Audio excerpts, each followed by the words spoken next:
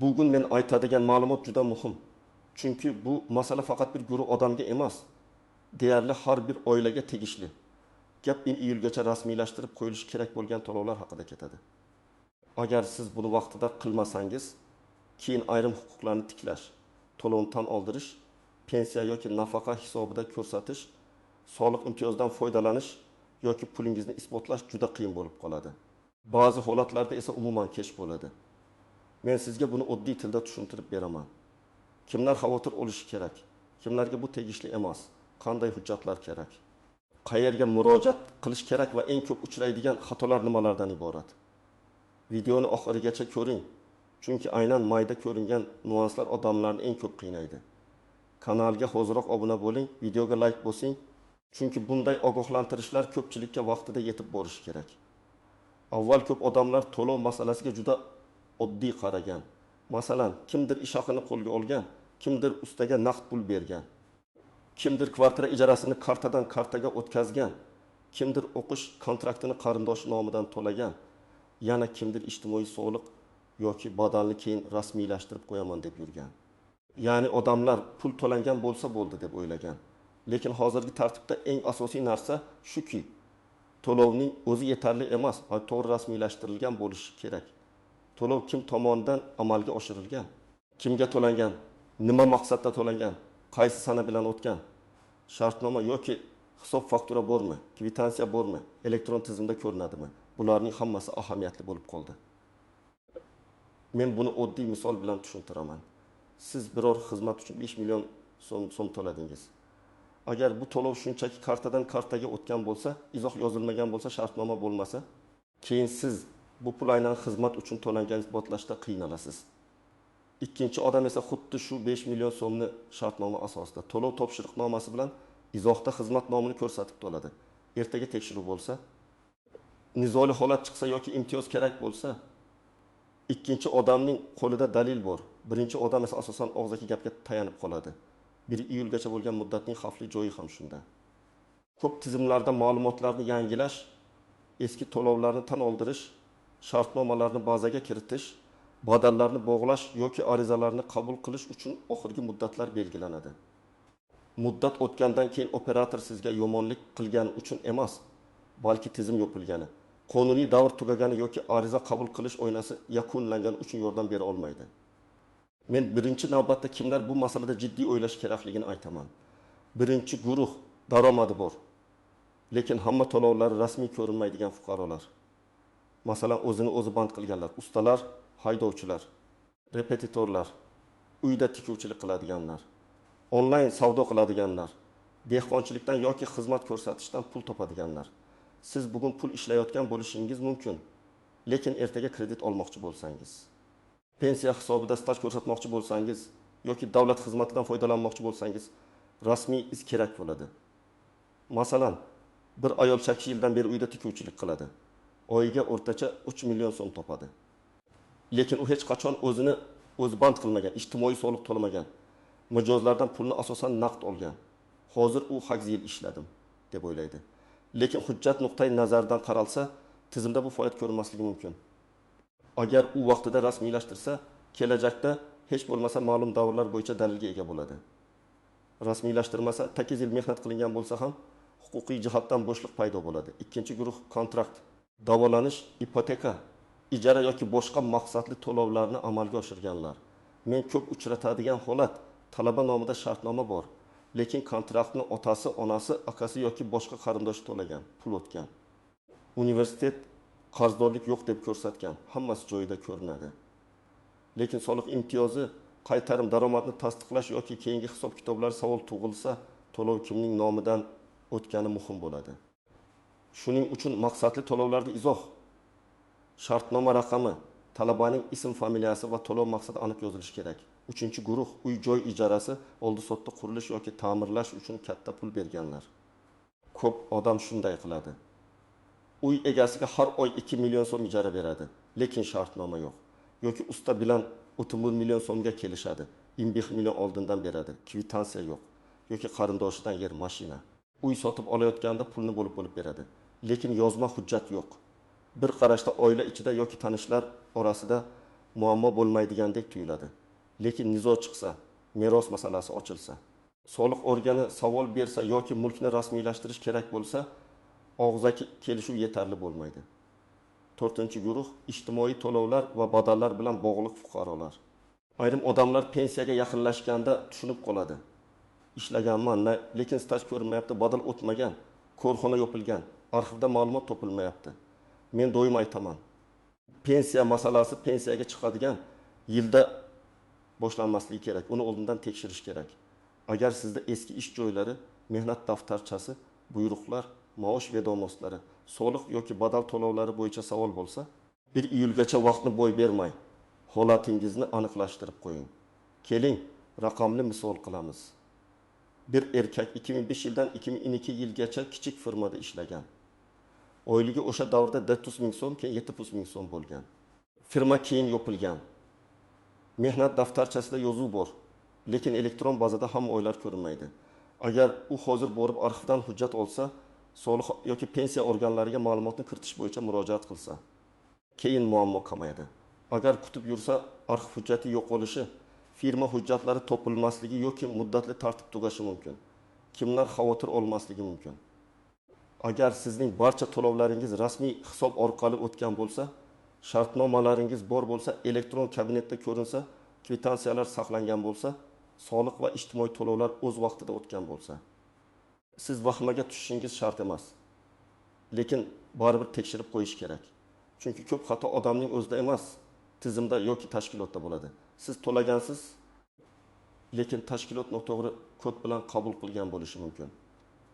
Siz shartnoma tuzgansiz, lekin baza yangilanmagan bo'lishi mumkin. Sizning familiyangiz o'zgargan bo'lishi mumkin. Eski pasportdagi ma'lumot yangi ID karta bilan bog'lanmagan bo'lishi mumkin. Endi istisnolar va ko'rinmas tuzoqlar haqida gapiraman. Birinchi tuzoq, kartadan kartaga o'tkazilgan pulni odamlar rasmiy to'lov deb o'ylaydi. Bank izida pul o'tgani ko'rinadi. Lekin bu pul nima uchun o'tgani har doim ham tushunarli emas. Masalan, siz 10 million so'm o'tkazdingiz. Izohga hech narsa yozmadingiz. Ertaga ikkinchi taraf bu qarz edi desa, siz xizmat haqi edi deysiz. Yoki siz ijara puli edi deysiz. U esa qarindoshlik yordami edi deydi. Shuning uchun katta summalarda izohni bo'sh qoldirmang. Izohga shartnoma raqami, oy, xizmat turi yoki to'lov maqsadini yozing. Ikkinchi tuzoq, naqd pul. Naqd pulning o'zi noqonuniy degani emas, lekin naqd pulda dalil masalasi qiyinroq. Agar siz naqd to'lasangiz, albatta tilxat, kassa cheki, kvitansiya yoki shartnomaga ilova qiling. Tilxatda sana, summa, tomonlarning pasport ma'lumoti, pul nima uchun berilgani, qaytarish sharti bo'lsa muddati yozilishi kerak. Men ko'p ko'rgan, odam 20 million so'm beradi, tilxatda faqat oldim deb yoziladi. Nima uchun oldi? Qarzmi, xizmatmi? Oldindan to'lovmi? Bu yozilmasa, keyin bahs boshlanadi. Uchinchi tuzoq, boshqa odam nomidan to'lash. Masalan, farzandingizning kontraktini siz to'ladingiz yoki turmush o'rtog'ingizning davolanish xarajatini siz to'ladingiz. Yoki onangiz nomidagi ipoteka to'lovini sizning kartangizdan o'tkazdingiz. Bunday holatlar hayotda tabiiy. Lekin hujjatda bog'liqlik ko'rinishi kerak. Shartnomada kim benefitsiar, to'lovchi kim, to'lov maqsadi nima? Qarindoshlik dalili kerakmi? Bularni oldindan aniqlang. Aks holda to'lov bor, lekin imtiyoz yoki hisob-kitobda qabul qilinmasligi mumkin. 4-tuzoq, muddatga befarqlik. Odamlar ko'pincha oxirgi haftada yuguradi. Oxirgi haftada esa navbat ko'payadi, tizim sekinlashadi, hujjatda xato chiqadi, bitta ma'lumot yetishmaydi. Masalan, siz 28-iyunda borasiz, sizdan eski shartnoma nusxasi so'raladi. Siz uni topguncha 1000 yil o'tib ketadi. Shuning uchun men har doim aytaman. Muddat 1 iyul bo'lsa, amalda o'zingiz uchun oxirgi kunni 20 iyun deb belgilang. Chunki hayotda har doim kutilmagan narsa chiqadi. 5-tuzoq, elektron kabinetga kirmaslik. Ko'p odam to'lov qilgandan keyin kvitansiya telefonda turibdi deb xotirjam bo'ladi. Telefon yo'qoladi, ilova o'chadi, eski raqam ishlamay qoladi. Eng xavfsiz yo'l, kvitansiyani PDF qilib saqlang, elektron pochtangizga yuboring. Bir nusxasini bulutga joylang, muhim hujjatlarni qog'oz shaklida ham papkaga soling. Ayniqsa kontrakt, ijara, ipoteka, davolanish, pensiya, soliq, aliment, qarz va mulk bilan bog'liq to'lovlarda bu juda muhim. 6-nozik masala, summa bo'lib to'langan holatlar. Masalan, siz qurilish materiallari uchun jami 2 million so'm to'ladingiz. Lekin 1 million naqd, 15 million kartadan kartaga, 25 million boshqa qarindoshingiz kartasidan o'tdi. Keyin buni bitta bitim sifatida tushuntirish qiyin bo'ladi. Bunday vaziyatda umumiy shartnoma yoki hisob-kitob dalolatnomasi tuzing. Qaysi sanada qancha to'langani, qaysi usulda to'langani, jami majburiyat qancha ekani yozilsin. Shunda har bir to'lov alohida emas, bitta rasmiy munosabatning qismi bo'lib ko'rinadi. 7-masala eski familiya va hujjat almashinuvi. Ayniqsa ayollarda nikohdan keyin familiya o'zgaradi. Eski shartnoma bir familiyada, pasport boshqa familiyada, bank kartasi 3-yozuvda bo'lishi mumkin. Bunday holatda nikoh guvohnomasi familiya o'zgargani haqidagi hujjat. Eski pasport nusxasi kerak bo'lishi mumkin. Hujjatlar bir-biriga bog'lanmasa, to'lov sizniki ekanini isbotlash cho'ziladi. 8-masala tashkilotning xatosi. Siz to'g'ri to'ladingiz. Lekin tashkilot noto'g'ri shaxsiy hisobga tushirib qo'ydi. Yoki to'lov maqsadini noto'g'ri tanladi. Yoki sizning JSHR shir raqamingizda bitta raqam adashdi. Buni oxirgi kunda bilsangiz, tuzatishga ulgurmasligingiz mumkin. Shuning uchun to'lovdan keyin faqat chekni ko'rib qo'ymang. Qabul qiluvchi tashkilot bazasida ham qarzdorlik yopilganmi, to'lov sizning nomingizga tushganmi? Shuni tekshiring.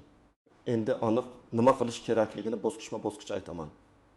Birinchi qadam, oxirgi bir necha yil ichida qilgan muhim to'lovlaringizni ro'yxat qiling.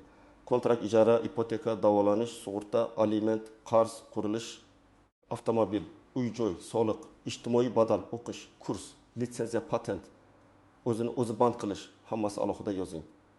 Summani, sanani, kimga to'langanini, qanday usulda to'langanini belgilang. Ikkinchi qadam, har bir to'lov bo'yicha hujjat bor yo'qligini tekshiring. Shartnoma bormi, chek bormi, bank kvitansiyasi bormi, tilxat bormi, elektron kabinetda ko'rinadimi, qabul qiluvchi tashkilot tasdiqlaganmi? Agar bittasi yetishmasa, hozir to'ldirishga harakat qiling. Masalan, ijara bo'yicha shartnoma tuzilmagan bo'lsa, uy egasi bilan gaplashib amaldagi davr uchun shartnomani rasmiylashtiring. Usta bilan kelishuv og'zaki bo'lsa, bajarilgan ishlar bo'yicha dalolatnoma tuzing. 3-qadam, davlat xizmatlari markazi, soliq organi, bank, pensiya jamg'armasi, ta'lim muassasasi yoki tegishli tashkilotga murojaat qiling. Qayerga borish masalasi to'lov turiga bog'liq. Soliq va o'zi band qilish bo'yicha soliq organi yoki elektron soliq xizmatlaridan foydalaniladi. Pensiya va staj bo'yicha pensiya bo'limi yoki arxiv hujjatlari kerak bo'ladi. Kontrakt bo'yicha ta'lim muassasasining buxgalteriyasi va shartnoma bo'limi bilan tekshiriladi. Bank to'lovlari bo'yicha bankdan tasdiqlangan ko'chirma olish mumkin. 4-qadam, ariza yozganda umumiy gap yozmang. Masalan, to'lovimni tekshirib bering deb yozish o'rniga aniq yozing. Falon sanada, falon summa, falon shartnoma raqami bo'yicha amalga oshirilgan to'lovni mening shaxsiy hisobimga bog'lashni so'rayman. Agar xato bo'lsa, to'lov maqsadini aniqlashtirishni so'rayman. Agar hujjat kiritilmagan bo'lsa, ma'lumotni elektron bazaga kiritishni so'rayman. Ariza qanchalik aniq bo'lsa, javob ham shunchalik aniq bo'ladi. 5-qadam. Hujjat topshirganingizni tasdiqlovchi dalilni oling. Agar davlat xizmatlari markaziga borsangiz, qabul qilingan ariza raqamini oling. Agar tashkilotga topshirsangiz, kirim raqami qo'ydiring yoki elektron pochta orqali yuborsangiz. Yuborilgan xat va javobni saqlang. Telefon orqali gaplashib qo'yish yetarli emas. Ertaga kimdir men bilmayman desa, sizda ariza raqami bo'lishi kerak. 6-qadam, hujjatlarni bitta papkaga jamlang. Men maslahat beradigan papka tartibi shunday. Shartnomalar alohida, to'lov kvitansiyalari alohida, shaxsiy hujjatlar alohida, ariza va javoblar alohida, elektron shaklda ham xuddi shunday papkalar oching. Fayl nomini tushunarli qiling. Masalan, kontrakt to'lovi 2024 fevral, ijara to'lovi 2023 dekabr, ipoteka kvitansiyasi 2025 mart. Keyin kerak bo'lganda hujjatni topish uchun 1 soat emas, 1 daqiqa ketadi. 7-qadam. Agar summa katta bo'lsa yoki masala murakkab bo'lsa, mutaxassis bilan maslahat qiling. Bu yerda men advokat, soliq maslahatchisi, buxgalter yoki notariusni nazarda tutyapman. Ayniqsa uy-joy, qarz, meros, biznes, sheriklik, katta xizmat shartnomalari va eski staj masalalarida mustaqil taxmin bilan yurish xavfli. Ba'zan bitta noto'g'ri yozilgan jumla keyin millionlab so'mlik nizoga sabab bo'ladi. 8-qadam, iyulni kutmang. Bugun ro'yxat qiling, ertaga hujjatlarni yig'ing, indinga tegishli tashkilotga murojaat qiling. Agar sizda hammasi joyida bo'lsa, juda yaxshi xotirjam bo'lasiz. Agar xato chiqsa, uni tuzatishga vaqt bo'ladi. Eng yomon holat. Odam oxirgi kuni boradi. Tizim ishlamaydi. Mas'ul xodim hujjat yetishmayapti deydi. Keyin esa muddat o'tib ketadi. Men yana bir real holatni aytaman. Bir yigit onasining davolanishi uchun klinikaga 18 million so'm to'lagan. To'lov uning kartasidan o'tgan, lekin shartnoma onasi nomida. Chekda bemor ism familiyasi noto'g'ri yozilgan. Bitta harf xato. O'sha paytda e'tibor bermagan. Keyin xarajatni tasdiqlash kerak bo'lganda klinika arxividan hujjat qidirdi. Bank ko'chirmasi alohida, shartnoma alohida, chek alohida bo'lib qoldi. Agar u to'lov kuni klinikadan to'g'ri ma'lumotli chek va shartnoma ilovasini olganida, keyingi muammo bo'lmas edi. Yana bir misol, ijarachi har oy uy egasiga 2,5 million so'mdan pul o'tkazgan. 1 yil davomida jami 3,5 million so'm to'lagan, lekin izoh yozmagan, shartnoma qilmagan. Keyin uy egasi kommunal qarz va zarar uchun yana pul talab qilgan. Ijarachi men hammasini to'ladim dedi. Bank ko'chirmasida pul o'tgan. Lekin nima uchun o'tganini ko'rsatish qiyin. Agar har oy izohda 2024 yil yanvar oyi ijara to'lovi deb yozganda va shartnoma bo'lganda vaziyat ancha oson hal bo'lardi. Yana bir ko'p uchraydigan holat aliment yoki farzand xarajatlari. Kimdir sobiq turmush o'rtog'iga pul o'tkazib turadi, lekin izoh yozmaydi. Keyin aliment to'lanmagan deb da'vo chiqishi mumkin.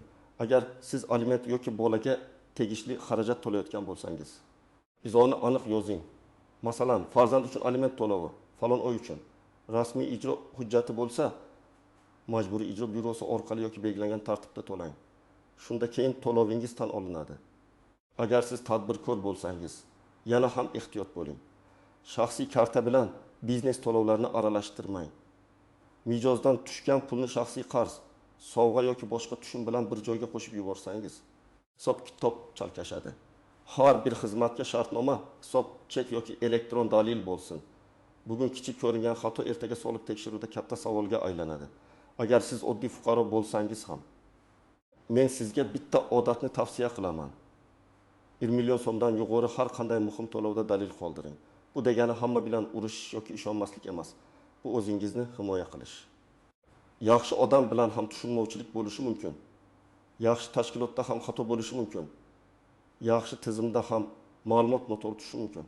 Hujjat esa hissiyotga emas, faktga ishlaydi. Demak, asosiy xulosa shuki, pul to'langan bo'lsa bo'ldi degan davr o'tib bormoqda. Endi to'lov rasmiy, aniq, hujjatli va elektron izga ega bo'lishi kerak. 1000 iyulgacha o'zingizga tegishli muhim to'lovlarni tekshiring. Yetishmayotgan hujjatlarni to'plang. Xatolarni tuzating. Ariza kerak bo'lsa hozir topshiring. Keyin vaqt o'tib ketgach, men bilmagandim deyish yordam bermasligi mumkin. Men sizni qo'rqitish uchun emas, ogohlantirish uchun aytyapman. Bugun bir soat vaqt ajratsangiz, ertaga o'ylab yugurishdan qutulasiz.